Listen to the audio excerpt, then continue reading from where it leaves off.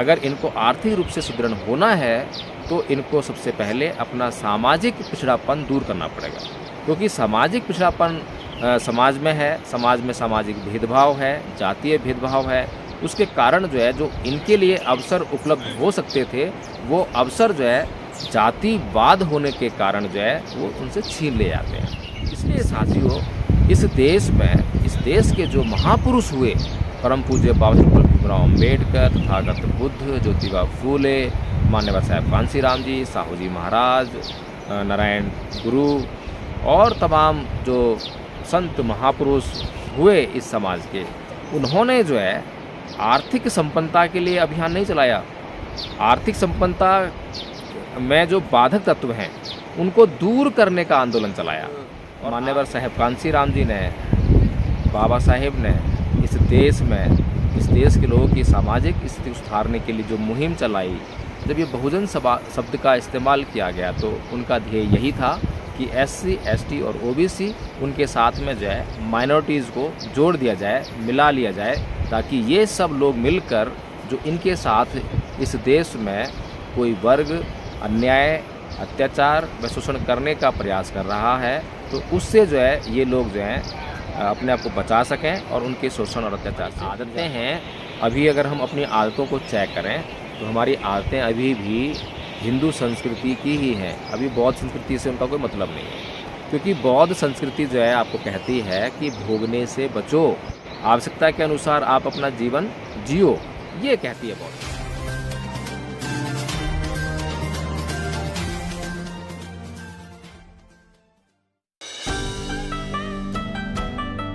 जय भीम, नमो साथियों, बहुजन समाज आप लोग समझते होंगे कि इसके क्या मायने हैं। खाली हम बहुजन समाज कह दें तो काम और बात दोनों अधूरी रह जाती हैं, क्योंकि बहुजन समाज अपने आप में क्या है, कुछ नहीं है। इसी तरह से मनुवादी समाज है, हिंदू समाज है, मुस्लिम समाज है, तमाम तरह के समाज हैं। लेकिन बहुजन समाज क्या है?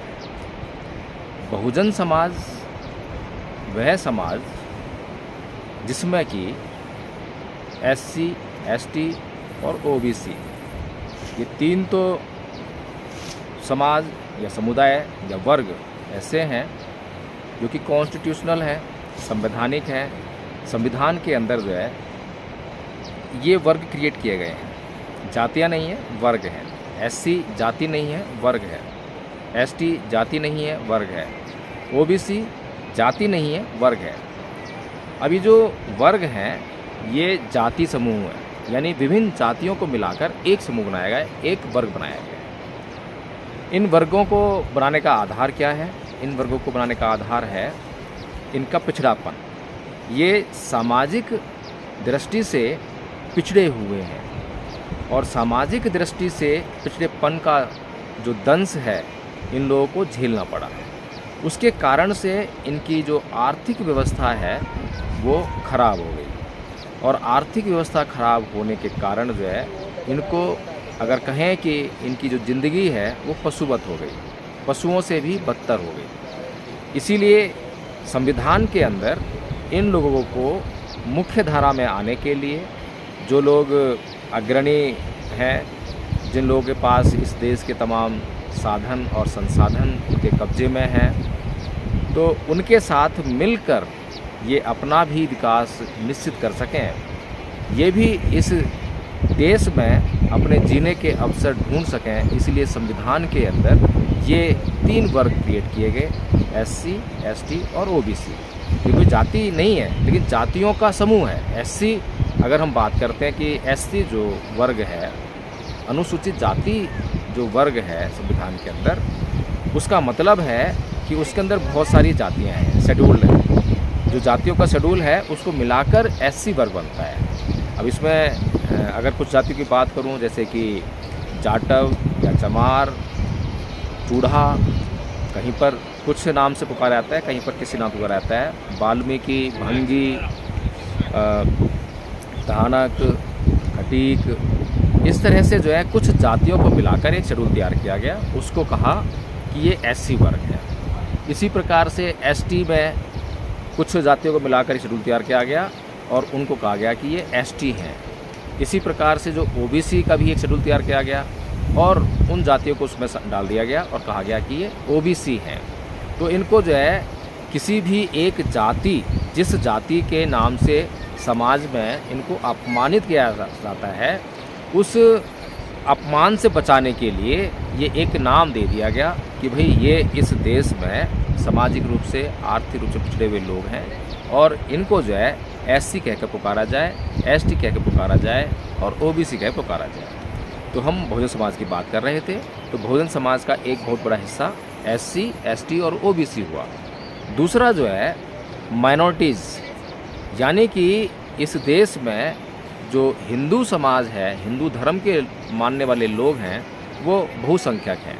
उनके अलावा जो लोग हैं वो अल्पसंख्यक कहे जाते हैं। तो उनको भी जब मान्यवर साहेब कांसी राम जी ने, बाबा साहेब ने इस देश में, इस देश के लोगों की सामाजिक स्थिति सुधारने के लिए जो मुहिम चलाई, जब ये बहुजन शब्द का इस्तेमाल किया गया तो उनका ध्येय यही था कि एससी, एसटी और ओबीसी, उनके साथ में जो है माइनॉरिटीज़ को जोड़ दिया जाए, मिला लिया जाए, ताकि ये सब लोग मिलकर जो इनके साथ इस देश में कोई वर्ग अन्याय, अत्याचार व शोषण करने का प्रयास कर रहा है, तो उससे जो है ये लोग जो हैं अपने आप को बचा सकें और उनके शोषण और अत्याचार से निजात पा सकें।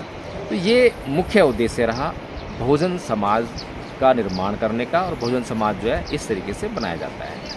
अभी इसमें जो है जो माइनॉरिटीज़ है उसमें मुस्लिम, ईसाई, सिख, बौद्ध, जैन, ये सभी धर्म जो उसमें शामिल हैं, तो इसको माइनॉरिटीज़ कहते हैं। तो साथियों, हम चर्चा कर रहे थे कि जो बहुजन समाज जो है उसके मायने क्या है। तो हमने समझ लिया कि बहुजन समाज का जो मतलब है वो ये है। अब इसमें जो है एक विशेष क्लास, जिसको एससी, एसटी और ओबीसी कहा गया है, इनके लिए एक विशेष इसमें बात है कि इनके सामने एक विशेष लक्ष्य दिया गया है, क्योंकि सामाजिक रूप से ये जो पिछड़ेपन में जीने के लिए मजबूर हैं, सामाजिक रूप से पिछड़े हुए हैं, इसलिए इनके सामने एक लक्ष्य है। इनके सामने लक्ष्य है कि ये अपने सामाजिक पिछड़ेपन को दूर करें। अब ये जो सामाजिक पिछड़ापन है और जो आर्थिक पिछड़ापन है, दोनों में भारी अंतर है। एक व्यक्ति जो है आर्थिक रूप से सुदृढ़ होने के बाद भी अपनी सामाजिक स्थिति को उच्चतम नहीं बना पाता है। सामाजिक स्थिति उच्चतम बनती है उसको अगर समाज में मान, सम्मान और उसका स्वाभिमान अगर कायम किया जाता है, तो वो जो है उसे कहते हैं कि सामाजिक तौर पर वो जो है काफ़ी उन्नत हो गया है। लेकिन जो लोग इस देश में आर्थिक रूप से मजबूत हो गए हैं, आईएएस बन गए हैं, आईपीएस बन गए हैं और बहुत बड़े मतलब कह सकते हैं कि आर्थिक रूप से संपन्न हो गए हैं, पैसे वाले हो गए हैं, फैक्ट्रीज़ के मालिक हो गए हैं, कंपनीज़ के मालिक हो गए हैं, लेकिन उसके बावजूद उनका सामाजिक पिछड़ापन नहीं गया है। तो सामाजिक पिछड़ापन नहीं गया है, लेकिन आर्थिक संपन्नता आ गई है। लेकिन इस समाज का, जिसको हम एससी, एसटी, ओबीसी कहते हैं, इसका बहुत बड़ा वर्ग, लगभग 99% जो समाज है वो अभी सामाजिक पिछड़ेपन का शिकार है, और सामाजिक पिछड़ेपन के शिकार होने के कारण उसके लिए आर्थिक अवसर उपलब्ध नहीं है। जबकि भारत का संविधान आर्थिक अवसरों में भी समानता की बात करता है, चाहे वो राजकीय नौकरियां हों। आर्टिकल 16 जो है सीधे सीधे बात करता है कि जो सरकारी नौकरियां होंगी, राजकीय नौकरी जिसे कहते हैं, उनमें तो सीधे सीधे जो है इनको भागीदारी मिली है और आरक्षण के माध्यम से ये सुनिश्चित किया गया है। लेकिन सरकारी नौकरी जो है इस देश की आर्थिक संपन्नता की अगर बात करें, आर्थिक साधनों और संसाधनों की बात करें, तो नौकरियां एक छोटा सा हिस्सा है। नौकरियों से जो है पूरे समाज का पेट नहीं भरा जाता।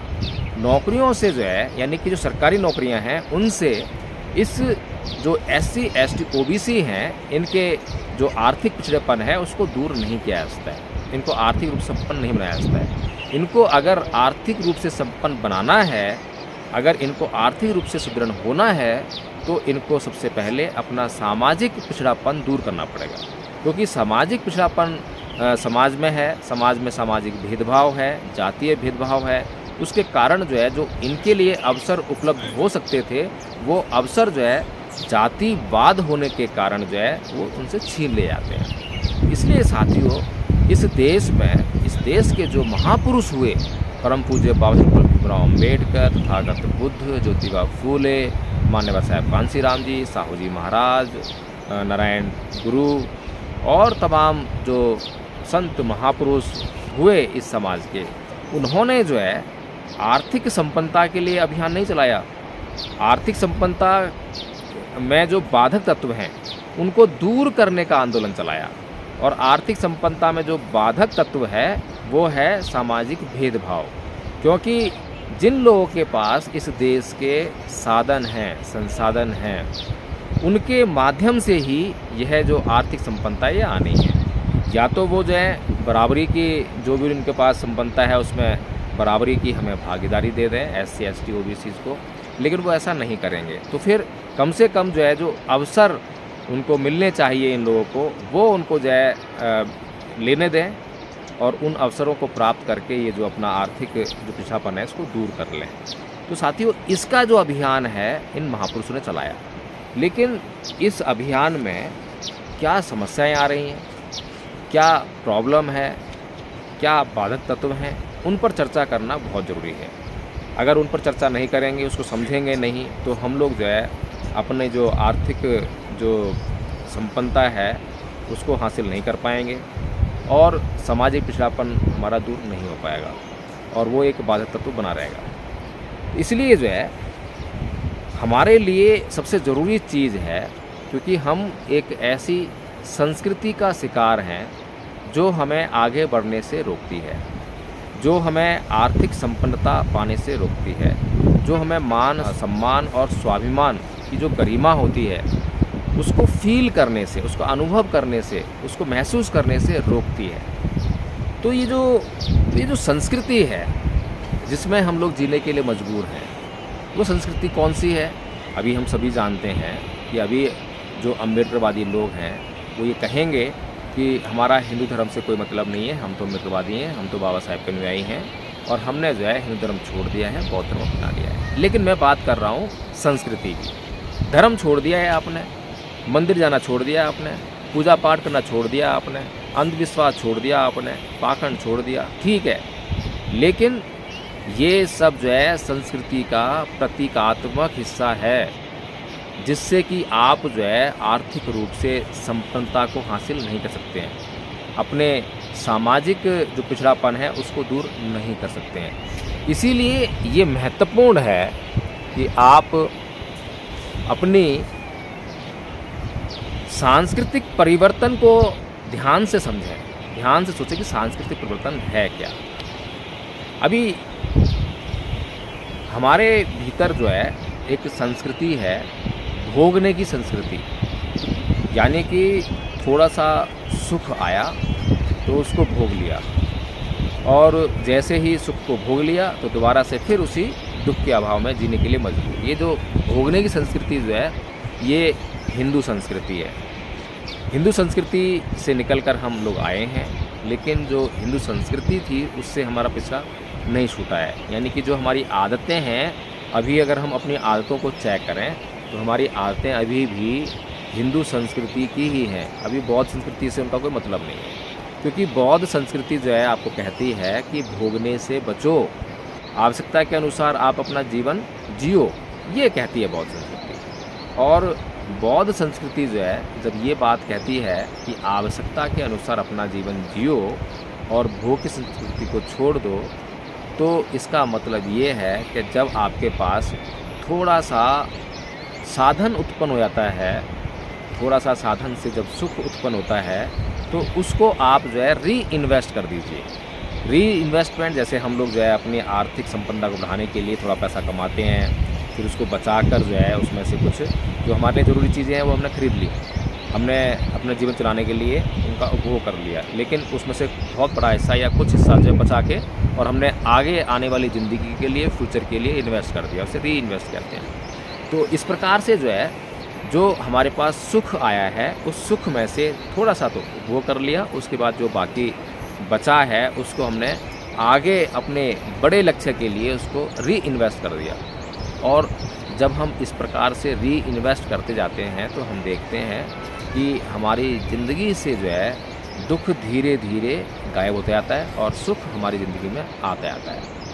सबसे पहली बात तो ये है कि जो मानने की संस्कृति, यानी कि हिंदू संस्कृति मानने की संस्कृति है, यहाँ पर जानने का कोई मतलब नहीं है। अगर आपने जानने का प्रयास किया तो आपको तरह तरह के देवी देवताओं ईश्वरों का भय दिखाकर आपको डरा दिया जाएगा, और आप क्योंकि उनमें विश्वास करते हैं, अंधविश्वास पाखंड में फंसे हुए हैं, अपने ऊपर आपको विश्वास नहीं है, लेकिन उन देवताओं ईश्वरों का जो प्रकोप है उसका डर आपको सताता है।